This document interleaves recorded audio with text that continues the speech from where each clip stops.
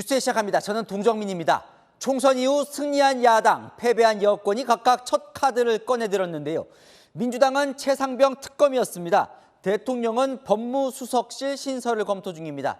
먼저 민주당 이종섭 주 호주 대사 출국 논란까지 포함시켜서 22대 국회 열리기 전 당장 다음 달에 통과시키겠다고 합니다.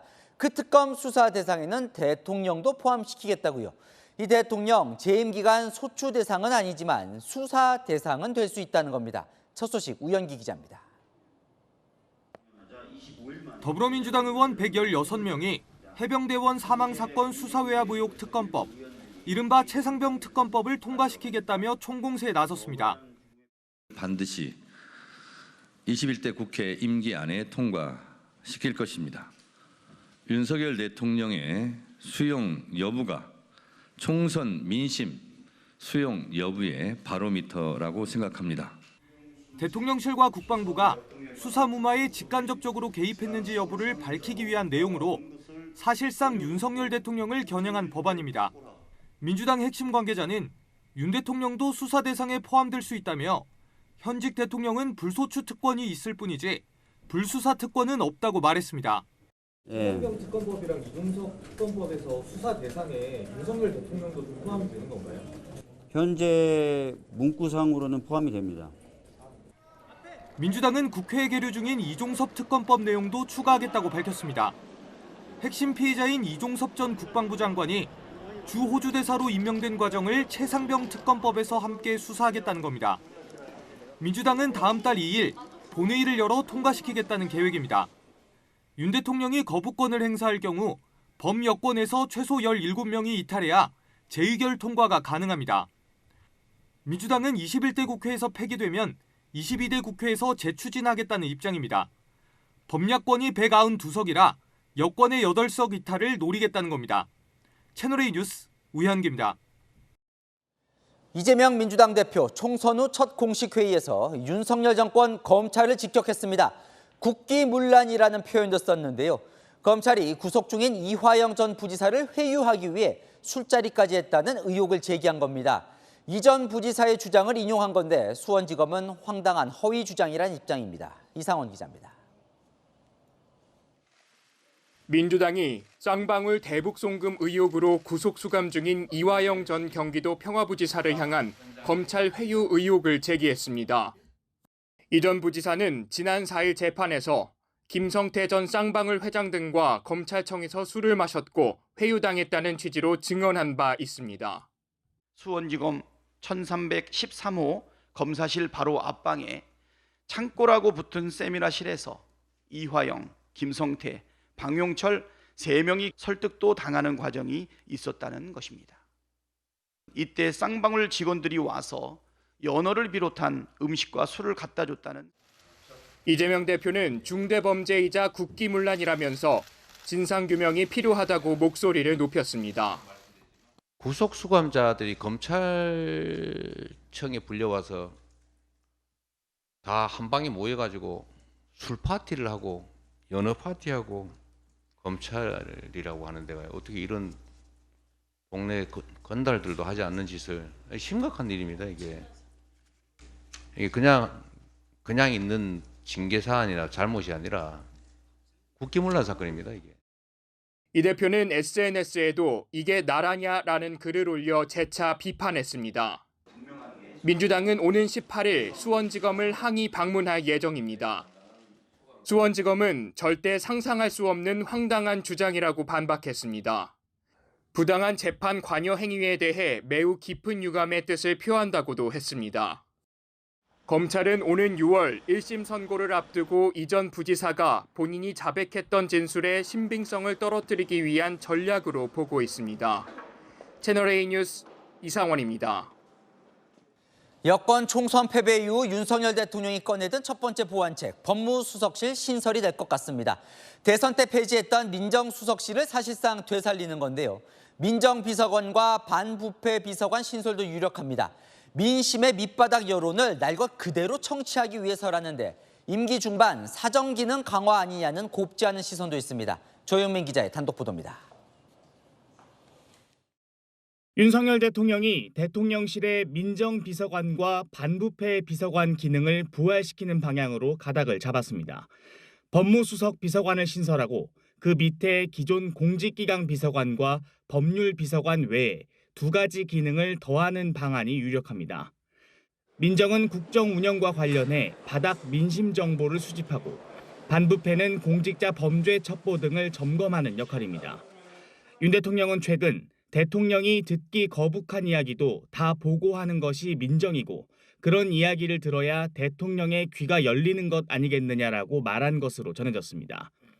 참모진이 한번 걸은 정제된 여론이 아닌 날 것 그대로의 민심을 들을 수 있는 창구를 만들겠다는 것입니다. 여당의 총선 참패 후 민심을 더 세세히 듣고 공직기강을 잡겠다는 취지로 보입니다. 윤 대통령은 오늘 한덕수 국무총리에게도 공직사회에 일하는 분위기와 기강을 다시 잡아달라고 주문했습니다. 앞서 윤 대통령은 민정수석실 폐지를 약속했습니다. 공직자의 비위 정보 수집하는 거 그런 거 안 하고 사정은 그냥 사정기관이 알아서 하는 거고 대통령 비서실이 이런 사정의 컨트롤 타워 역할 안 하고 대통령실 고위 관계자는 과거 논란이 된 민정수석실의 사정 기능을 되살리자는 취지는 아니다라고 선을 그었습니다. 하지만 공약을 뒤엎고 총선 이후 선거법 위반 수사가 본격화되는 시점에 야권을 겨냥한 사정 정국용 아니냐는 야당의 비판도 예상됩니다. 채널A 뉴스 조용훈입니다. 우리 경제에 미칠 네, 총선 이후 창과 방패, 전국의 윤곽이 조금씩 드러나고 있습니다. 아는 기자, 정치부 정현주 기자 나와 있습니다. 먼저 창 보죠. 자, 민주당이 총선 승리 후 가장 먼저 꺼내든 게 이 최상병 특검법안이군요. 네, 여러 카드 중 최상병 특검법을 가장 먼저 꺼내든 이유가 있습니다. 일단 최상병 특검법은 패스트트랙을 거쳐 이미 본회의에 올라가 있습니다. 절차상 다음 달 본회의에서 처리하기에 가장 자연스럽죠. 또 이번 총선에서 이종섭 전 주호주 대사 출국 논란이 파급력이 컸다는 평가, 여야 모두 내놓고 있거든요. 여당도 쉽사리 반대하지 못할 거고 대통령이 거부권하기도 부담일 거라고 보는 겁니다. 그리고 특검법 수사 대상에 대통령실도 포함돼 있어 윤석열 대통령도 범위에 포함됩니다. 대통령까지 압박할 수 있다는 거죠.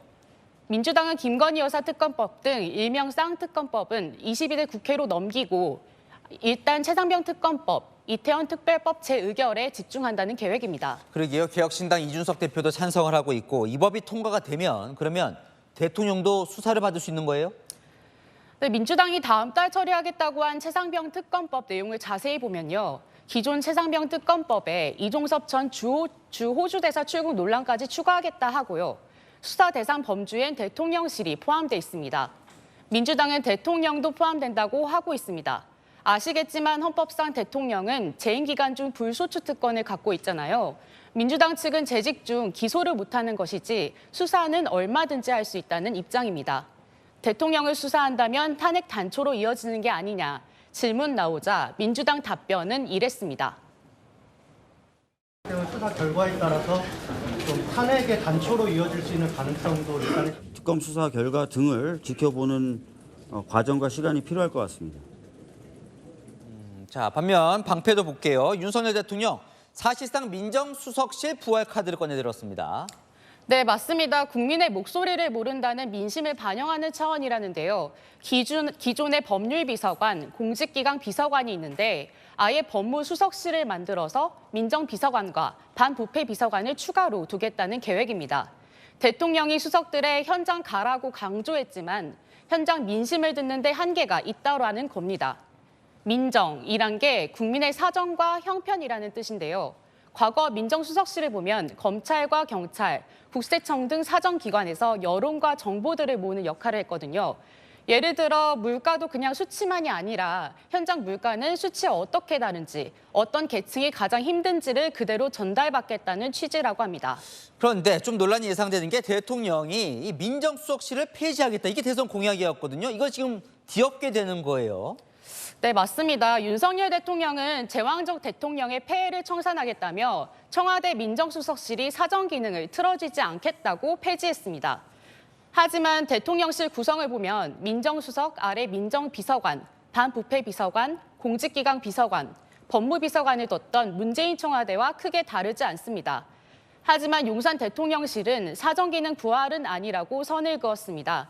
사정기능을 뺀 민심 청취, 그리고 정권 중반 넘기며 공무원들의 부패 관리 차원이라고요.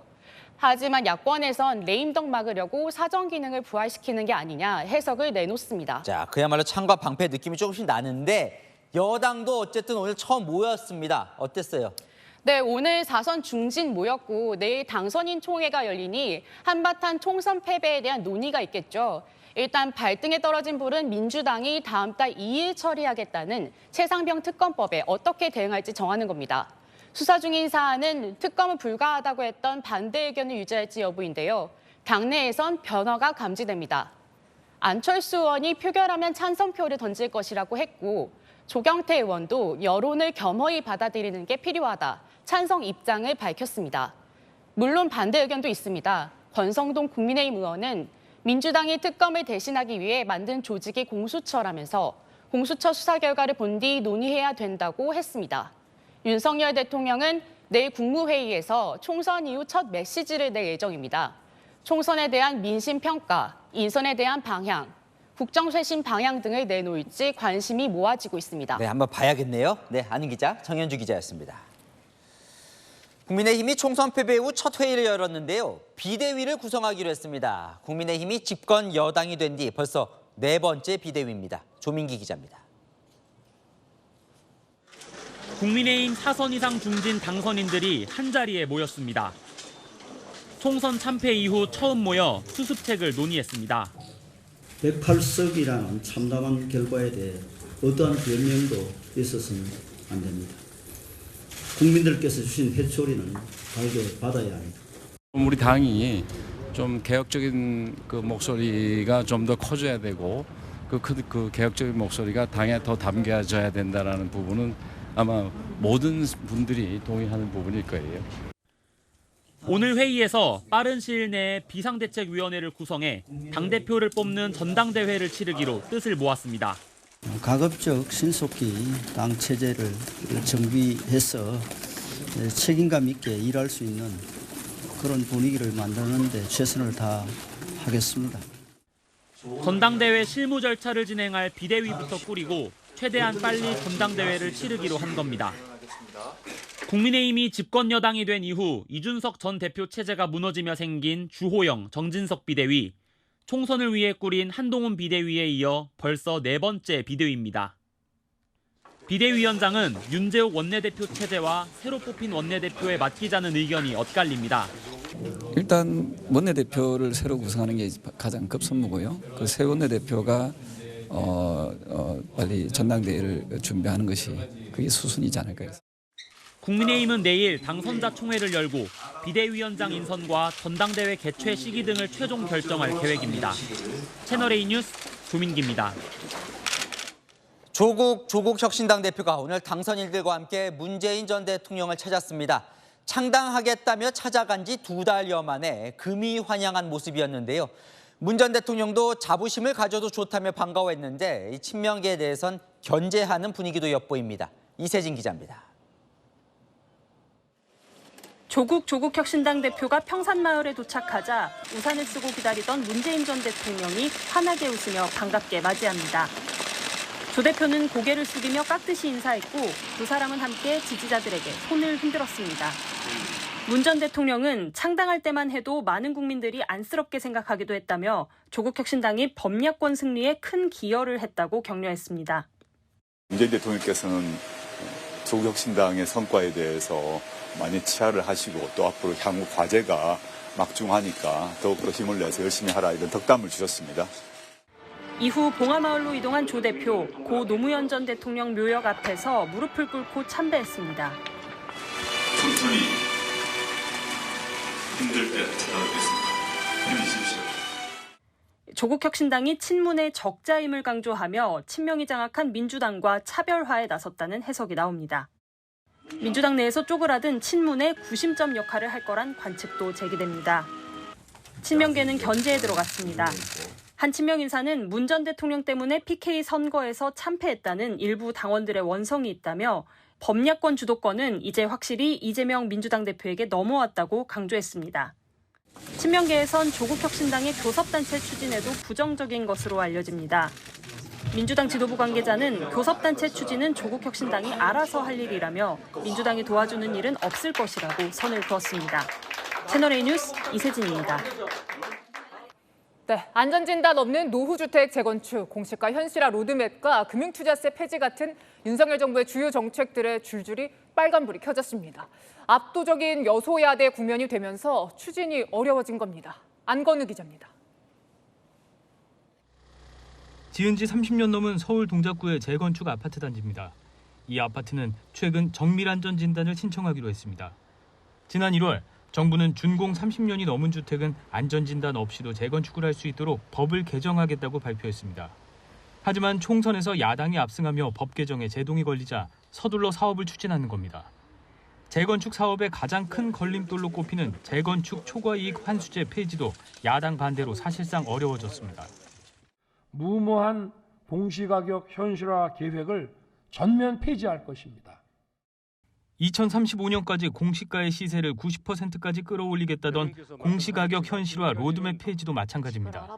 야당이 반대하고 있어 정부는 시행령으로 현실화율을 2020년 수준으로 유지하는 수밖에 없습니다. 금융투자소득세 폐지, ISA에 대한 세제 지원 확대 등 관련 법 개정도 조속히 추진하겠습니다. 5천만 원 이상 금융소득의 세금을 물리는 금융투자소득세를 폐지하는 방안도 야당의 부자감세 반발에 사실상 물 건너갔습니다. 개인 종합자산관리계좌 ISA에 대한 세제 혜택도 야당의 협조 없인 불가능합니다. 대통령 공약이지만 야당이 반대하는 여성가족부 폐지도 정부 조직법을 바꿔야 하는 탓에 계속 남을 확률이 높습니다. 여소야대 국면에서 야당을 적극적으로 설득하지 못한다면 윤석열 정부의 핵심 정책들은 좌초할 수밖에 없습니다. 채널A 뉴스 안건우입니다. 네, 추진이 불투명해진 정책 또 있습니다. 서울과 접한 경기 지역을 서울로 편입하는 메가시티 서울 정책입니다. 서울 편입을 원한 김포나 고양 등에서 여당 후보가 줄줄이 패하면서 추진 동력이 꺼지고 있는 겁니다. 김민환 기자가 취재했습니다. 목련이 피는 봄이 오면 김포는 서울이 될 수 있을 겁니다. 동료 시민이 원하시면 저는 국민의힘은 합니다. 서울 인접 경기도 지자체를 서울로 편입하는 특별법을 발의하며 메가시티 서울 프로젝트를 추진한 국민의힘. 오세훈 서울시장도 해당 단체장들을 연달아 만나며 힘을 실었습니다. 그러나 편입 의사를 밝혔던 경기 김포, 고양, 구리, 과천 모두 더불어민주당이 싹쓸이하며 동력을 잃게 됐습니다. 다만 서울시와 해당 지자체들은 편입을 계속 추진한다는 입장입니다. 저희의 방침은 협의를 요청해 오는 지방자치단체와는 적극적으로 협의하겠다. 총선용으로 준비한 게 아니기 때문에 저희 최종 목적이 이제 서울과의 통합 문제이기 때문에 이것까지는 계속해서 매진해서 준비할 생각입니다. 주민투표를 거쳐 정부 입법 형태로 발의할 수는 있지만 지금처럼 야당 반대 상황에선 불가능합니다. 시민들의 반응도 차갑습니다. 전철이 우선이지. 서울 편입은 내가 보면 무슨 정치적인 얘기 같아. 모든 것이 다 서울 쪽으로 가면은 다 모든 것이 비싸죠. 생활하는 거가. 편입은 원해도 회의적이라는 반응도 많습니다. 저희 고향 시민들은 다 편입이 되기를 원하겠죠. 근데 실현 가능성이 얼마큼 있을지는.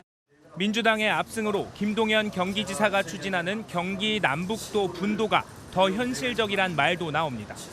다만 이재명 대표가 반대 입장을 밝힌 바 있어 이 역시 쉽지 않을 것이란 전망입니다. 채널A 뉴스 김민환입니다.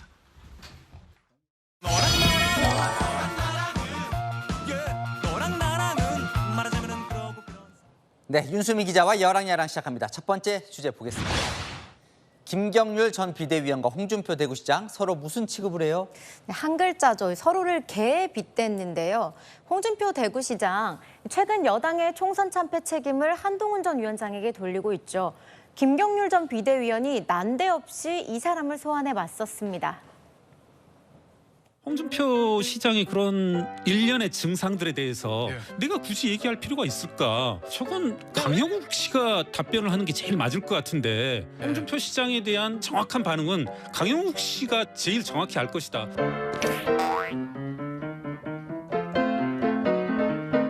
간식 너무 먹고 싶어, 그지? 안 주니까 간식?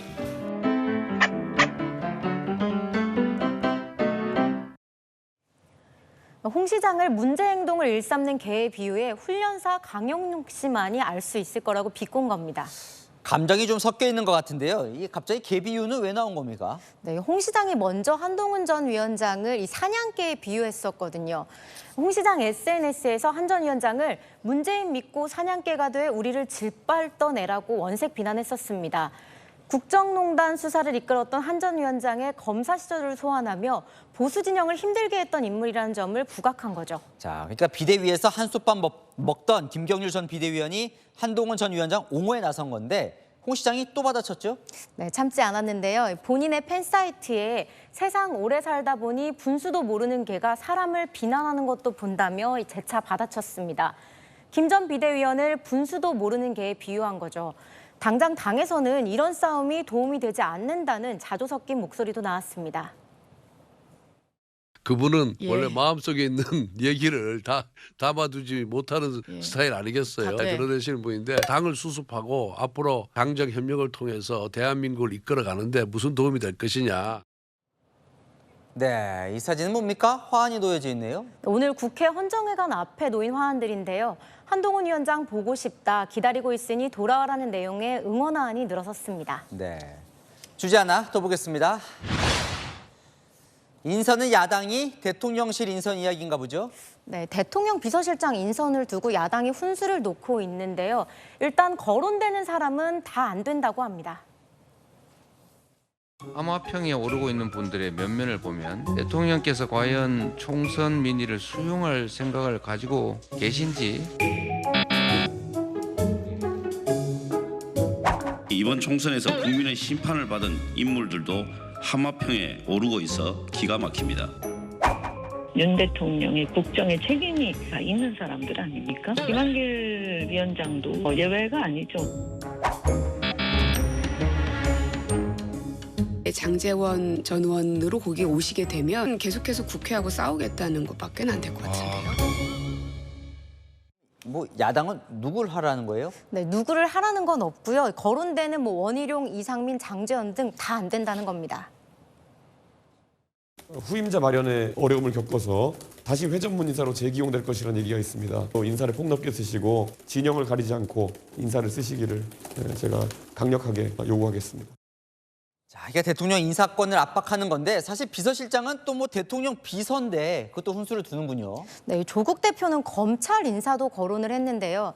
차기 중앙지검장 자리를 두고 윤 대통령이 충성도와 김건희 여사 처리 입장을 핵심 기준으로 삼을 것이라고 주장했습니다. 국민의 눈높이에 맞지 않는 인사를 해서는 안 되겠지만 인사권을 가진 대통령 인사에 야당도 무조건 반대만 해서는 안 되겠죠. 이번 인선이 여소야대 협치의 첫 시험대가 될 것 같습니다. 네, 지금까지 열왕야랑이었습니다. 다음 소식입니다. 5차 중동 전쟁 갈 거냐 기로에 서 있죠. 이란이 이스라엘 본토에 보복 공습을 감행하면서 이스라엘이 다시 맞대응을 할 것이냐. 국제사회에 이목이 집중되고 있는 이 이스라엘. 주한 이스라엘 대사가 오늘 직접 채널A에 출연해 대응 계획을 밝혔습니다. 반격 여부는 전략적으로 시행하겠다는데요. 이르면 오늘 이뤄질 것이란 외신 보도도 나왔습니다. 조아라 기자 보도 보시고 인터뷰 직접 이어가겠습니다. 아키바토르 주한 이스라엘 대사가 이스라엘 본토를 공습한 이란에 대해 반격 의지를 분명히 했습니다. 구체적 시기나 범위 등은 밝히지 않았지만 이란의 공습 이후 이스라엘 당국자가 반격에 대한 입장을 밝힌 것은 이번이 처음입니다. It would be a very bad symbol if the Iranians believe that we can't react, that we're too timid. Strategic will be decision of Israel government, and then it will be carried out. 월스트리트 저널은 이르면 오늘 이스라엘이 대응할 것으로 예상한다고 보도했습니다. 미국을 비롯한 서방 국가들은 이스라엘의 방어는 돕지만 확전을 우려해 반격은 반대하는 상황입니다. 일각에선 이스라엘이 미국과 서방 국가들을 고려해 이란의 전면전이 아닌 저강도 공격을 할 것이라는 관측도 제기됩니다. 이에 대해 이스라엘은 반격은 미국과 상관없이 자신들이 결정하는 것이라고 강조했습니다. Decision of what we will do, when we will do it, how we will do it, it'll be decision of the Israeli government. Of course, in consideration of deep cooperation with the American administration. 그러면서도 이란과의 협상 가능성은 남겼습니다.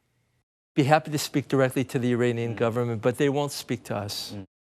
이란은 더 이상 공격하지 않겠다면서도 미국 등 서방 국가들이 개입할 경우 추가 대응을 할 수 있다고 경고했습니다. If the U.S. initiate military operation against Iran, Iran will use its inherent right to respond proportionately. 외교부는 오늘 이란에 대해 한시적으로 특별 여행주의보를 발령하고 국민들에게 이란 방문을 자제해달라고 당부했습니다. 채널A 뉴스 조아라입니다. 네, 아키바토르 주한 이스라엘 대사 모시고 직접 이야기 나눠보겠습니다. 와주셔서 감사합니다. Thank you for coming. Very happy to be here. 이러면 오늘 반격할 거라는 보도도 있고 반격을 안 할 거라는 보도도 있고 엇갈리는데 어떻게 지금 예상할 수 있습니까? The question of how Israel will respond, where, when, exactly what will be the means, that will be a decision of the Israeli government. But we won't talk about it in the press beforehand. And you don't respond. They don't understand that you're peace-loving. They understand that you are weak and you should be hit 3 more times. It would be a very bad symbol if the Iranians believe that we can't react. We have other enemies in the region, like Hezbollah. Strategic will be decision of Israel government, and then it will be carried out. 지금 가자 지구에서도 공격이 끝나지 않고 있는 상황에서 이 또 다른 전쟁을 벌일 수 있는 건지. So my answer is, yes, we can defend ourselves on many fronts at once, if we have to. Iran connects everything. Iran is arming Hezbollah. Iran is arming the Houthis. Iran is supporting Hamas operationally. But it's actually all part of one front. And Iran is unfortunately behind all of it. 자, 어쨌건 만나서 뭔가 대화를 풀면 또 해결책이 나올 수 있으니까 이란과 직접 대화나 담판을 통해서 이 문제 해결할 수는 없습니까? If they would be willing to, if they would be willing to negotiate with us, to talk about us about any grievance, Israel would happily do so. We would be happy to speak directly to the Iranian government, but they won't speak to us. I would be happy to speak to the Iranian ambassador here in Seoul or to appear with him, but he will not speak to me. 그럼 보복 대응은 미국이 반대와 상관없이 이스라엘이 독자적으로 결정할 것이다. 그러니까 미국이 큰 변수는 아니다. 이렇게 봐도 되겠습니까? We listen to what they say, but at the end of the day, the Israeli government will make a sovereign Israeli decision as to what we have to do in order to stay safe. We've been attacked. Now we have to deal with it. And we have to figure out how to do it in a way that will maintain the Israeli deterrence and that will assure Israel's defense in the future. 자, 네타냐후 총리가 이스라엘 총리가 이 바이든 미 대통령과 통화를 한 것이 상당히 전 세계적으로 관심을 받았었는데 통화 직후에 바이든 대통령의 요청으로 이란에 대한 보복 계획을 철회했다는 보도도 있었습니다. 여기에 대해서는 전혀 사실이 아닌지요? I'm not aware of that. Of course, we listen carefully to the United States and we coordinate with the United States. But at the end of the day, Israeli government is a sovereign government and responsible for the security of Israel. 자, 이스라엘은 이제 이란이 공격을 했습니다. 그래서 이스라엘은 아이언돔 덕분에 피해가 크지 않다고 주장을 하고 있고 이란은 큰 타격을 입혔다고 주장을 하고 있는데 무엇이 진실인가요? We were attacked by a very large amount of aerial threats, 120 ballistic missiles, 170 UAVs, 30 cruise missiles, in addition to another 164 rockets from Lebanon and also from other areas. Together with our allies, was able to intercept at least 99% of what was fired against us. 그렇다면 지난번에 하마스가 공격했을 때는 아이언돔이 잘 작동을 안 해서 피해가 컸다라고 이제 알려져 있는데 이번에는 작동이 잘 됐다고 지금 설명을 하셨습니다. 뭔가 차이가 있는 건가요? Actually, On October 7th, there wasn't a problem of the operation of Iron Dome. It was a question of operational readiness. It wasn't prepared for 2,200 rockets fired within a period of 4 hours. That was at least double what we've ever had. If we had more Iron Dome batteries deployed, we would have been able to deal with it as well. 동의하지 않으시겠지만 일각에서는 네타냐후 정권이 국내 정치에 이용하기 위해서 이 전쟁을 끝내지 않고 있다.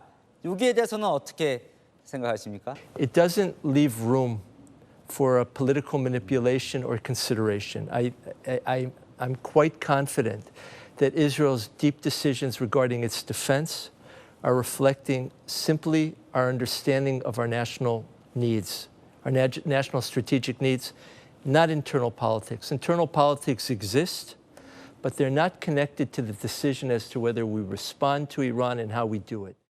네, 저희가 또 기회가 되면 이란 측 이야기도 직접 들어보는 기회 갖도록 하겠습니다.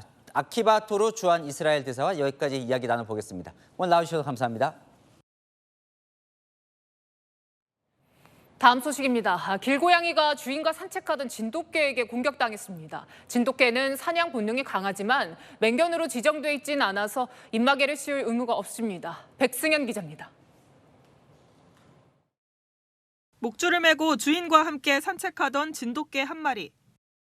갑자기 길 옆 화단 아래로 뛰어들어가더니 고양이 한 마리를 물고 나와 세차게 흔들기 시작합니다.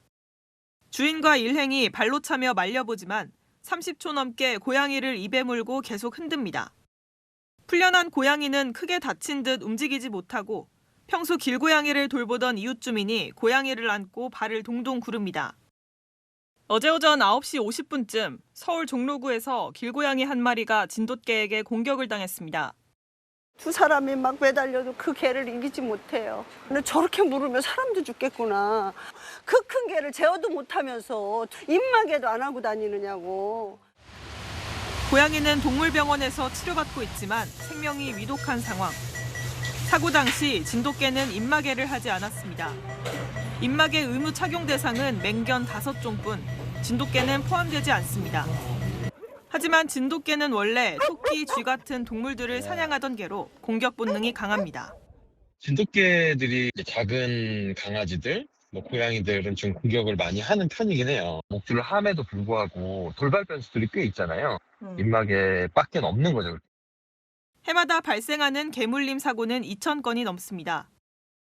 우리 개는 안 문다고 자신할 게 아니라 견주 스스로 먼저 안전 조치하고 책임지는 자세가 필요합니다. 채널A 뉴스 백승현입니다.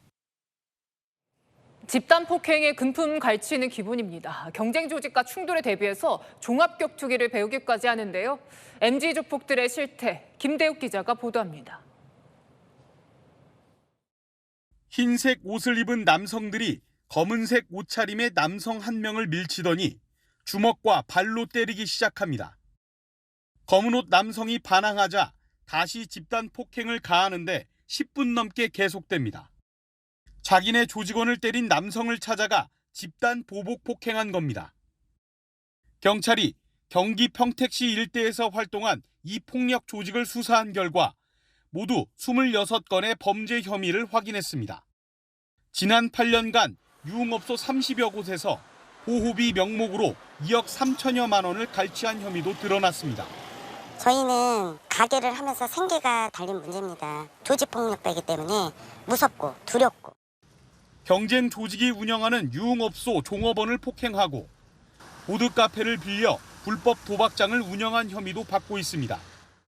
이 폭력 조직은 10대 청소년까지 가입시키며 세력을 확장해온 것으로 전해졌습니다. 이번에 검거된 조직원 56명 중 MZ세대로 불리는 20, 30대가 49명에 달했습니다. 조직원들에게 종합격투기를 수련시키며 경쟁 조직과의 물리적 충돌을 대비하기도 했습니다. 자기 조직에서 탈퇴하면 보복한다. 경쟁 조직과 싸우면 절대 지지 않는다는 행동 강령 아래 종합격투기 훈련 등을 실시한 것으로. 경찰은 조직원 12명을 구속하고 44명을 불구속 입건했습니다. 채널A 뉴스 김대욱입니다. 주차 시비를 벌이다가 음주운전을 의심받게 된 이 남성. 출동한 경찰에게는 운전한 적 없다라며 잡아댔는데요. 구청 CCTV에 찍히고 있는 줄은 미처 생각을 못했습니다. 서창우 기자입니다. 캄캄한 밤, 골목 한쪽에 검은색 승용차가 멈춰섭니다. 차에서 내려 어디론가 향하던 운전자를 누군가 불러 세우더니 승강이를 벌입니다. 지난달 15일 주차 문제로 시비가 붙었는데 상대방이 음주운전을 한 것 같다는 신고가 접수됐습니다. 네, 원래 내가 대는 곳인데 왜 차를 대고 있냐 이런 식으로 둘이 약간 말싸움을 하면서 말하는 거나 행동하는 게 술 마신 것 같다. 하지만 경찰이 출동하자 음주운전이 의심되는 남성은 차를 몬 적이 없다며 잡아댔고 신고자도 차를 직접 모는 건 못 봤다며 신고를 취소했습니다. 하지만 석연치 않던 경찰은 구청 CCTV가 있는 걸 보고 관제센터에 확인을 요청했고 직접 운전한 사실을 잡아냈습니다. 피의자는 분명 그 회사 동료가 몰고 왔다는데 피의자 지인은 대리운전을 불러서 왔다는 거예요. 이 엇갈리니까 아무래도 이거는 신빙성이 좀 떨어지고. 하지만 운전자는 끝까지 음주 측정을 거부해 입건했습니다. 음주 측정을 거부하면 혈중 알코올 농도 최대치인 0.2%에 준하는 처벌을 받게 됩니다. 채널A 뉴스 서창우입니다. 오늘 새벽 고속도로에서 교통사고를 수습하던 40대 여성이 달려오던 차에 치여 숨졌습니다. 끊이질 않는 고속도로 2차 사고, 어떻게 해야 피할 수 있을까요? 이준성 기자의 보도입니다. 고속도로 2차로에 멈춰선 검정색 승용차. 뒷범퍼가 찌그러져 있고 운전석 문은 바깥쪽으로 접힌 채 구겨져 있습니다. 오늘 새벽 3시 20분쯤 수도권 제1순환 고속도로 상일 IC 인근에서 추돌 사고를 수습하던 40대 여성 운전자가 뒤에서 달려오던 차에 치여 숨졌습니다. 2차로에서 승용차와 경차가 먼저 사고가 났습니다. 경차가 1차로로 이동한 사이 앞차 운전자가 내려 차도에 서 있다 뒤따라오던 승합차에 치인 겁니다. 승합차 운전자가 앞선 사고를 미처 못 본 걸로 보이는데 경찰은 정확한 사고 경위를 조사 중입니다. 고속도로에서 사고 처리를 하다 더 큰 피해를 입는 2차 사고가 끊이지 않고 있습니다. 지난달 전남 담양에서는 버스가 사고 처리 현장을 덮쳐 3명이 숨졌고 지난 1월에도 충남 천안에서 1명이 숨지는 등 지난 2020년부터 3년간 2차 사고로 85명이 숨졌습니다. 사고가 나면 탑승자는 일단 가드레일 밖으로 피해야 합니다. 끝 차선에 화물차가 오게 되면 2차 사고로 유발되는 경우가 많기 때문에 탑승객은 완전히 차량 바깥으로 완전히 나가서 운전이 가능하다면 비상등을 켜고 갓길로 이동한 뒤 뒷차가 알아볼 수 있게 트렁크 문을 열어두는 게 안전합니다. 채널A 뉴스 이준성입니다. 네, 교차로 신호등이 초록색이 노란색으로 바뀔 때 갈까 말까 고민되시죠? 조심하셔야겠습니다. 그대로 교차로를 통과하는 차량을 노려서 고의로 사고를 낸 보험 사기 일당이 붙잡혔습니다. 이렇게 사고를 내고 뜯어간 보험금 2억 원이나 됩니다. 권경문 기자입니다. 노란불에도 아슬아슬하게 교차로를 건너오는 차들. 반대편에서 좌회전 신호를 기다리던 차량이 유턴하는 순간 신호를 어기고 직진해온 차량과 부딪힙니다. 또 다른 교차로. 이번에도 한 차량이 신호를 어긴 채 직진하고 반대 차선에서 유턴을 기다리던 차량이 직진 차량을 향해 돌진하듯 다가와 부딪힙니다. 모두 보험금을 노린 고의 교통사고였습니다. 2021년 4월부터 지난해 7월까지 경기 의정부시와 서울 노원구 일대에서 보험 사기를 벌인 일당 52명이 경찰에 붙잡혔습니다. 신호 위반 차량 같은 경우는 형사적인 처벌도 받고 행정적인 그런 불이익도 있거든요. 약점을 이용해서 이제 그런 차만 이제 노린 거죠. 이들은 범행을 위해 신호 위반이 잦은 장소를 미리 물색하고 보험사 의심을 피하기 위해 사고 때마다 탑승자를 바꾸기도 했습니다. 이렇게 22건의 사고를 내고 2억 2천만 원의 보험금을 가로챘습니다. 경찰은 이들을 보험 사기 혐의로 검찰에 넘길 계획입니다. 채널A 뉴스 권경문입니다. 스포츠에선 오심도 경기의 일부분이라고들 하죠. 그런데 프로야구에서 오심을 알고도 심판들이 은폐하려 했다는 정황이 나와 팬들의 반발이 거셉니다. 초유의 실내 위기 상황에서 KBO의 중징계까지 예상되는 상황입니다. 김호영 기자입니다. 어제 발생한 프로야구 오심 은폐 논란의 여파가 점점 커지고 있습니다. 이른바 로봇 심판이 스트라이크로 판정했지만 주심이 볼을 선언하자 감독이 항의하면서 논란은 시작됐습니다. 4심 합의에서 이뤄진 대화는 충격적이었습니다.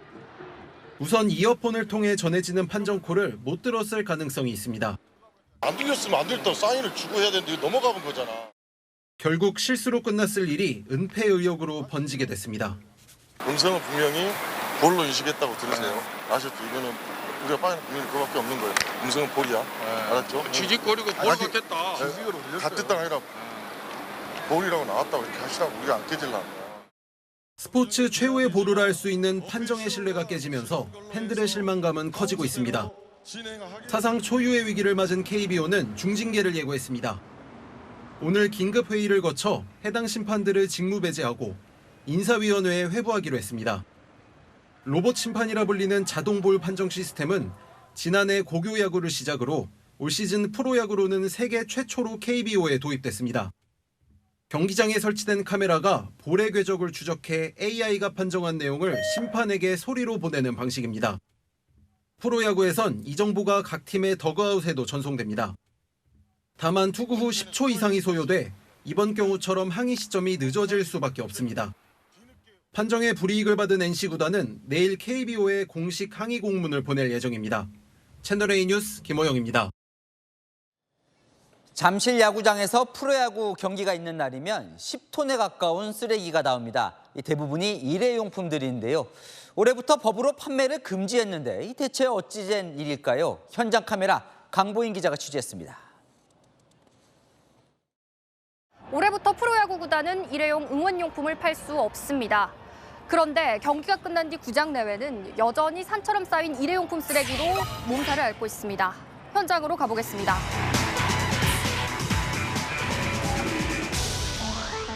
경기가 끝나자 사람들이 물밀듯이 빠져나갑니다. 쓰레기통은 다회용기와 일반 쓰레기가 뒤섞여 난장판입니다. 거기에 플라스틱이나 일반 쓰레기나 뭐 아무거나 관여 없이 다 버리거든요.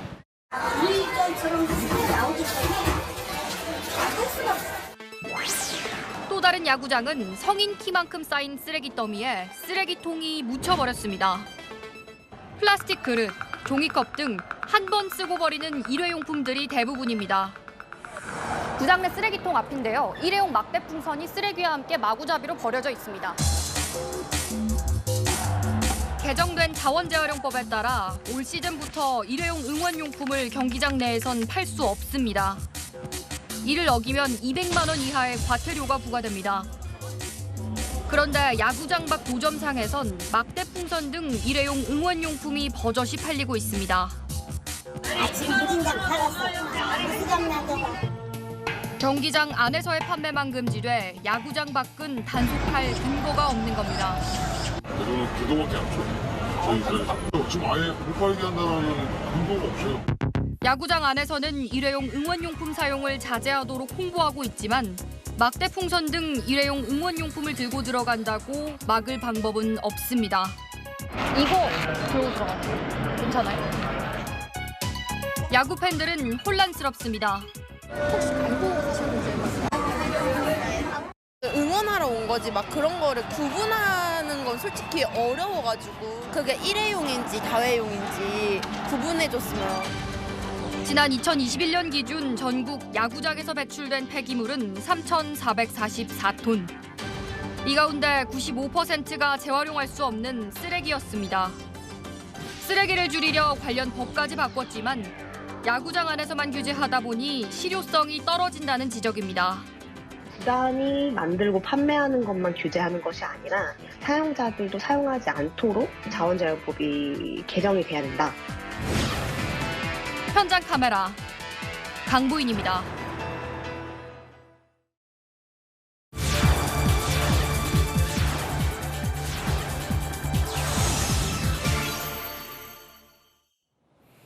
복권은 품절되고 복권을 선물하는 게 유행입니다. 바늘구멍 같은 취업문을 뚫느니 차라리 복권 당첨을 기대해보겠다는 중국 청년들 얘긴데요. 땀과 노력이 아닌 한 방으로 인생 역전을 노리는 중국의 복권 열풍. 세계를 가다 베이징 이윤상 특파원이 취재했습니다. 평일 낮 베이징의 한 복권 판매점이 청년들로 북적입니다. 한 장 한 장 즉석 복권을 긁는 표정이 비장해 보입니다. 我们就在这边玩嘛，然后看见这个就想着来一把赌一下。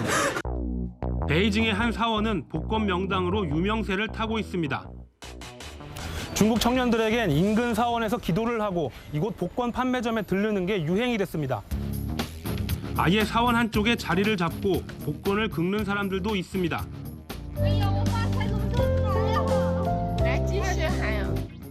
너무 잘 팔리다 보니 품귀 현상까지 벌어집니다.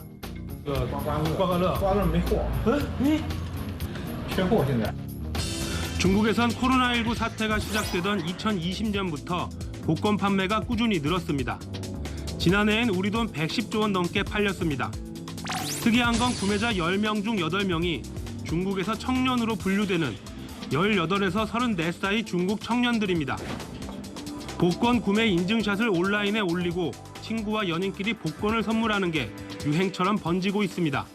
年轻人还是比较多的，基本上都是年轻人吧。 코로나19 사태 이후 중국 경제가 전반적으로 부진한 데다 극심한 취업난까지 이어지면서 일확천금을 노리는 젊은이들이 늘고 있다는 겁니다. 不容易找到自己心仪的工作，那我觉得与其说去找一个工作赚钱，还不如说买到彩票。买彩票对我来说几率更大一点，因为我就算干到老，我可能都攒不了500万。 이런 청년층을 겨냥해서 커피와 함께 복권을 판매하는 이색 복권 판매점도 생겼습니다. 복권을 주제로 한 온라인 방송도 덩달아 인기를 끌고 있습니다.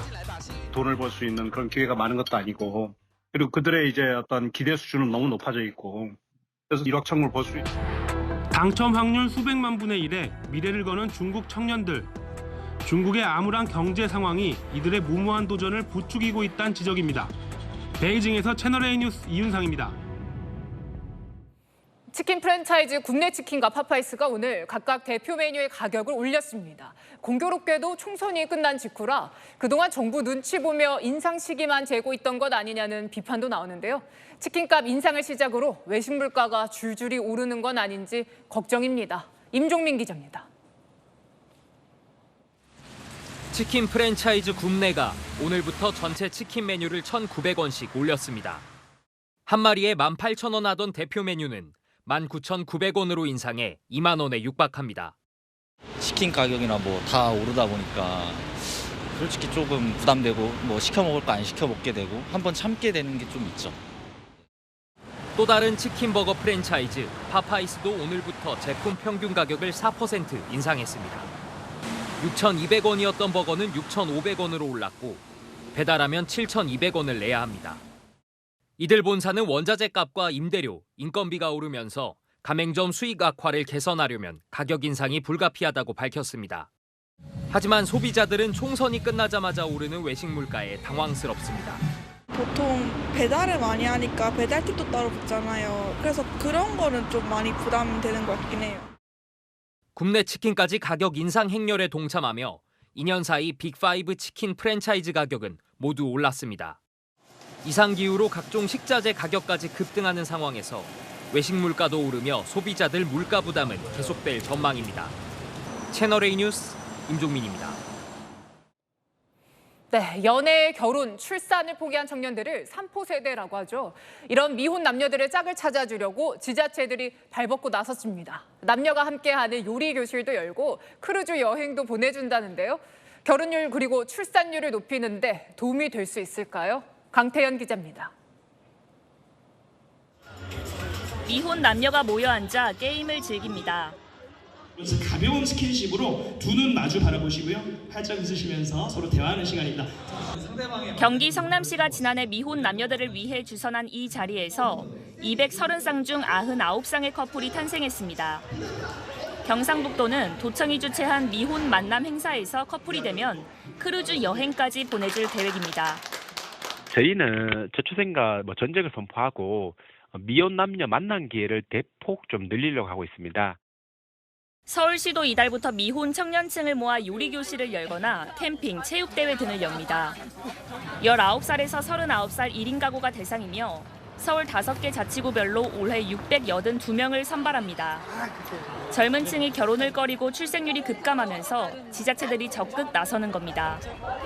지원해서 이렇게 매칭시켜주고 한다는 것 자체는 일단 저는 괜찮은 것 같고요. 저는 좀 처음 들어봤는데 좀 많이 알려줬으면 좋겠고. 문제의 본질이 지금 남자와 여자가 만나지 못하는 기회의 문제가 아니라 그런 경제적인 어려움이 훨씬 더 크거든요. 저출산 대책 한 해 예산은 51조 원. 뚜렷한 효과가 보이지 않는 가운데 지자체들도 고군분투 중입니다. 채널A 뉴스 강태현입니다.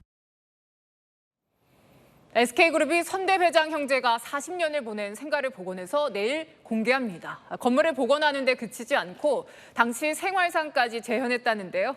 창업주의 기업가 정신이 깃든 장소라 향후 관광 코스로 개발 가능성이 있어 보입니다. 정현우 기자입니다. 대문이 열리자 고즈넉한 한옥이 눈에 들어옵니다. SK 창업회장 형제가 40년을 살았던 생가입니다. 103년 전 터를 잡은 76제곱미터 규모의 이 한옥집에서 8남매가 자랐습니다. 안방 한켠엔 SK그룹의 모태가 된 선경직물의 히트 상품 봉황새 이불이 놓여 있습니다. 돌돌 말아 금고에 담긴 달러와는 형 최종건 회장의 사업 확장을 위해 최종현 회장이 양보했다던 유학자금입니다. SK는 2년간 자문을 받아 한옥을 복원하고 친인척과 관리인 등을 인터뷰해 생활상을 재현했습니다. 대가족의 그 화합과 형제 간의 우애를 통해서 SK가 지금까지 성장해 올 수 있었다는 것을 좀 말씀을 드리고 싶었고. 앞서 지난해 정부는 이병철 삼성, 구인회 LG, 허만정 GS, 조홍재 효성그룹 창업주 생가를 관광 코스로 개발한다고 밝혔습니다. 이들 생가는 모두 부자바위로 알려진 경남 의령군 솥바위를 중심으로 반경 8km 안에 있습니다. 기업가들의 생가가 기업가 정신을 전파하고 지역 경제 활성화에도 도움이 된다는 판단입니다. 채널A 뉴스 정현우입니다. 이른 더위를 식힌 비는 내일까지 이어집니다. 중부는 오전에, 남부는 낮에 그치겠습니다. 앞으로 영남 지역에 20mm가 더 내리겠고 이 지역은 내일 낮 돌풍과 벼락을 동반하며 강하게 내리겠습니다. 그 밖엔 5mm 안팎이 예측됩니다. 비가 오는 동안 안개도 짙습니다. 수도권과 충남 해안, 남부지방에서 가시거리가 200m로 좁혀지겠습니다. 내일 낮부터는 맑은 하늘이 드러날 텐데요. 문제는 황사입니다. 고비 사막과 내몽골 고원 부근에서 발현한 황사가 유입됩니다. 전국이 미세먼지 매우 나쁨, 초미세먼지는 중부와 호남, 경북이 나쁨 수준까지 올라가겠습니다. 기온은 서울 12도, 부산 15도에서 시작돼 서울 20도, 대구 24도까지 오르겠습니다.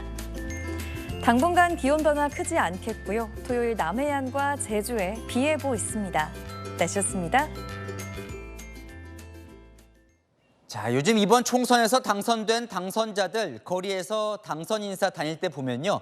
정말 자신을 뽑아준 유권자에게 진심으로 감사해야 하는 것 같습니다. 90도로 고개 숙여 인사하면서 낮은 자세로 열심히 하겠다. 밥값하는 정치하겠다. 내 공약 반드시 지키겠다. 덧셈 정치, 품격 정치 하겠다고 하는데요. 자, 이러다 막상 국회 들어가면 언제 그랬냐는 듯 달라졌었죠. 국민보다는 권력에 줄 서고 막말하고 싸우는 게 지금까지의 국회였습니다. 더 이상 있어서는 안 되겠죠. 국민만을 위해 일하겠다는 이 간절한 지금의 마음 절대로 잊지 말기 바랍니다. 마침표 찍겠습니다. 300개의 초심 변치 말길. 뉴스에 마칩니다. 감사합니다.